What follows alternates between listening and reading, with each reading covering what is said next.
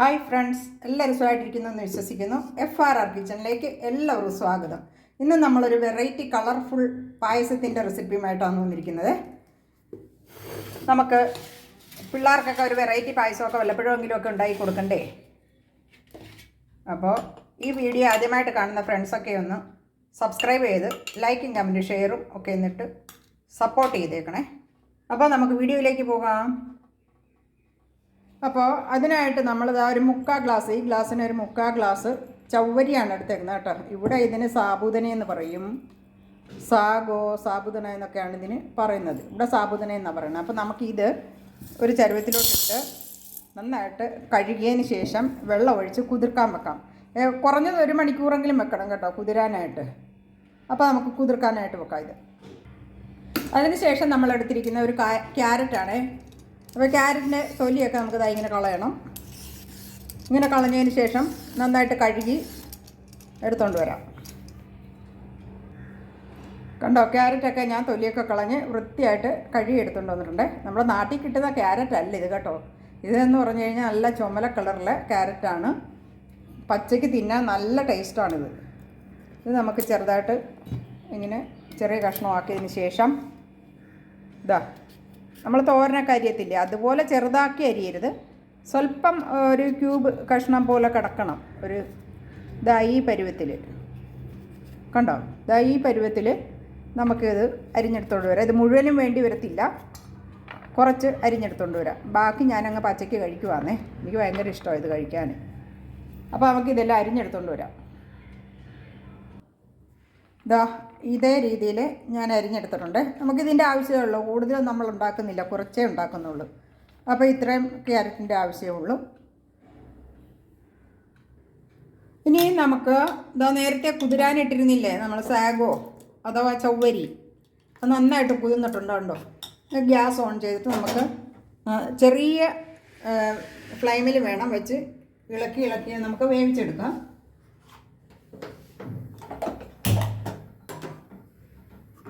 ഇളക്കിക്കൊണ്ടേയിരിക്കണം കേട്ടോ. ഇളക്കി വേവിക്കണം, അല്ലെങ്കിൽ അടിക്ക് പിടിക്കാൻ ചാൻസ് അല്ല, അടിക്ക് പിടിക്കും. അപ്പോൾ നമുക്കിങ്ങനെ ഇളക്കി വേവിച്ചെടുക്കാം.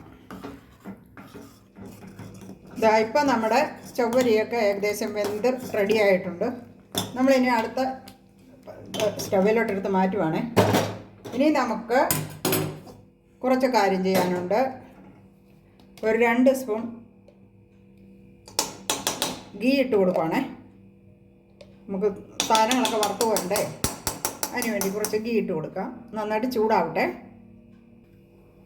ആദ്യം തന്നെ നമ്മൾ കുറച്ച് തേങ്ങാക്കൊത്ത് വറുത്ത് പോരുവാണേ.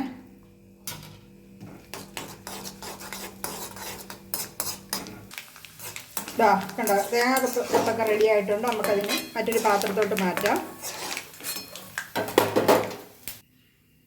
ഇനി കുറച്ച് അണ്ടിപ്പരിപ്പ്, അതും കൂടെ വറുത്ത് പോരാം. അണ്ടിപ്പരിപ്പും വറുത്ത് കോരിയിട്ടുണ്ട്. ഇനി നമുക്ക് കഴുകി പിഴിഞ്ഞ് വെച്ചിരുന്ന ഉണക്കമുന്തിരി അതിട്ട് കൊടുക്കുവാണ്.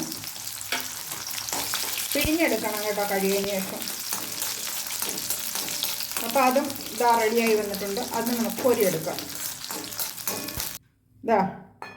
അണ്ടിപ്പരിപ്പ്, തേങ്ങാക്കൊത്ത്, ഉണക്കമുന്തിരി, ഇത് 3 നമ്മളിപ്പോൾ വറുത്ത് കോരിയിട്ടുണ്ട്. ഇനി ആ ഗീയിലേക്ക് തന്നെ നമ്മൾ അരിഞ്ഞു വെച്ചിരുന്ന ക്യാരറ്റ് ഇട്ട് കൊടുക്കുകയാണ്. ഒന്ന് ചെറുതായിട്ടൊന്ന് വഴറ്റി കൊടുക്കാം. ചെറുതായിട്ട് വഴറ്റിയാൽ മതി.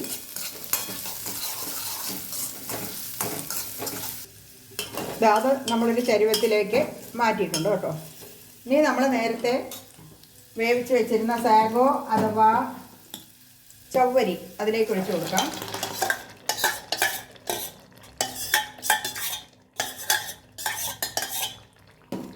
നന്നായിട്ട് വേവിക്കാം, ഇളക്കണം, നന്നായിട്ട് ഇളക്കി കൊടുക്കാം. കണ്ടോ, അപ്പം തന്നെ നല്ല കളറൊക്കെ ഉണ്ട്. കളർഫുൾ പായസമാണിത് കണ്ടോ.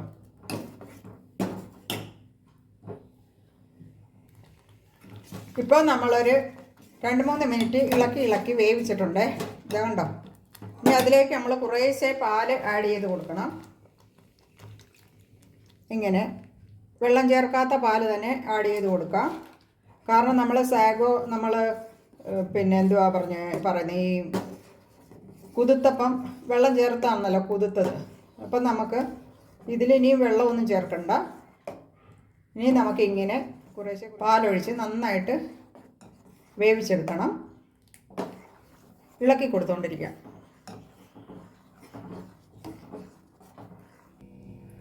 ഇപ്പം നമ്മുടെ ചവ്വരിയും ക്യാരറ്റും ഒക്കെ നന്നായിട്ട് വെന്തിട്ടുണ്ട്. ആ സമയത്താണ് നമ്മൾ ഇതിൻ്റെ മധുരം ഇട്ട് കൊടുക്കുന്നത്. ഞാൻ ശർക്കരയാണ് ഇട്ട് കൊടുക്കുന്നത്. കുറച്ച് ശർക്കര മതിയാവും, കാരണം ഞങ്ങൾ മധുരം കുറച്ചാണ് ഉപയോഗിക്കുന്നത്. ആവശ്യമുള്ളവർക്ക് അവനവന് ആഗ്രഹമുള്ളത്രയും അവൻ്റെ ഒരു ടേസ്റ്റ് അനുസരിച്ച് നമുക്ക് ഇട്ട് കൊടുക്കാം. പഞ്ചസാര വേണേൽ പഞ്ചസാര ഇട്ട് കൊടുക്കാം. അങ്ങനെ ശർക്കര മതിയെങ്കിൽ ശർക്കര. ഇത് ഞാൻ ശർക്കര ചീവി ഇട്ട എന്താണെന്ന് വെച്ചാൽ നല്ല ക്വാളിറ്റിയുള്ള ശർക്കരയാണ്, ഫസ്റ്റ് ക്വാളിറ്റി ശർക്കരയാണ്. അതിൽ പിന്നെ കല്ലോ മണ്ണോ ഒന്നും കടിക്കത്തില്ല.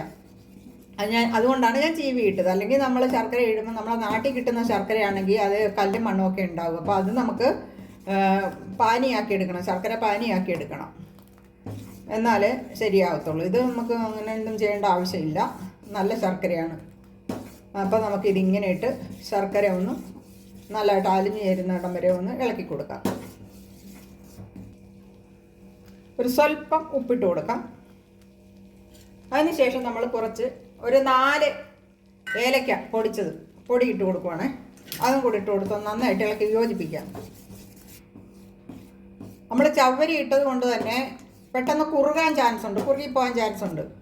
അപ്പോൾ അധികം കുറുക്കായിട്ട് പായസം വേണ്ടാത്തവർ കുറച്ചുകൂടെ പാല് ആഡ് ചെയ്ത് കൊടുക്കണം. നല്ല പാല്, വെള്ളം ചേർക്കാത്ത നല്ല പാല് ആഡ് ചെയ്ത് കൊടുക്കണം കേട്ടോ. അപ്പോൾ ഇതാ കണ്ടോ, നമ്മുടെ പായസമൊക്കെ റെഡി ആയിട്ടുണ്ട്. ഇനി നമ്മൾ റോസ്റ്റ് ചെയ്ത് വെച്ചിരുന്ന സാധനങ്ങൾ അതിലോട്ടിട്ട് കൊടുക്കുകയാണ്. ഉണക്കമുന്തിരിയും അണ്ടിപ്പരിപ്പും പിന്നെന്താ അതെല്ലാം ഇട്ട് ഇതാ ഇങ്ങനെ ഒന്ന് നന്നായിട്ടൊന്ന് ഇളക്കിയാൽ മാത്രം മതി. നമ്മുടെ പായസം റെഡിയായി. ഓക്കെ, അപ്പോൾ ഈ വീഡിയോ ഇഷ്ടപ്പെട്ടാൽ ഇതേവരെ സബ്സ്ക്രൈബ് ചെയ്യാത്ത ഫ്രണ്ട്സൊക്കെ ഒന്ന് സബ്സ്ക്രൈബ് ചെയ്ത് ലൈക്കും കമൻറ്റും ഷെയറും ഒക്കെ എന്നിട്ട് സപ്പോർട്ട് ചെയ്തേക്കണേ. മറ്റൊരു വീഡിയോയുമായി വീണ്ടും കാണാം. Bye bye.